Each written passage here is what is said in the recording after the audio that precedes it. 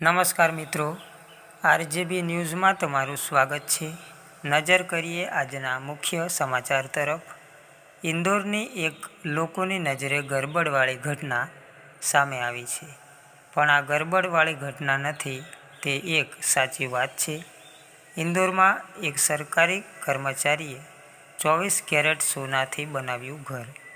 મધ્યપ્રદેશના ઇન્દોરમાં એક સરકારી કોન્ટ્રાક્ટરે એક આલિશાન મકાન બનાવ્યું છે કે સોશિયલ મીડિયામાં ખૂબ જ વાયરલ થઈ રહ્યું છે। ઘરની અંદર ઘણી વસ્તુઓ એવી છે જે શુદ્ધ 24 કેરેટ સોનાની બનેલી છે। ઘરની અંદર નળ, સ્વિચ, સીલિંગ પણ સોનાથી બનેલી છે।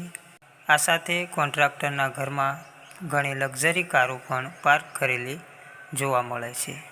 ઘરના માલિકે ખુલાસો કર્યો કે પહેલાં તેનો પરિવાર પેટ્રોલ પંપ ચલાવતો હતો અને બાદમાં તે સરકારી કોન્ટ્રાક્ટર બન્યો। તેને પુલ અને મોટા રસ્તાઓ જેવા ઘણા કામો પૂર્ણ કર્યા।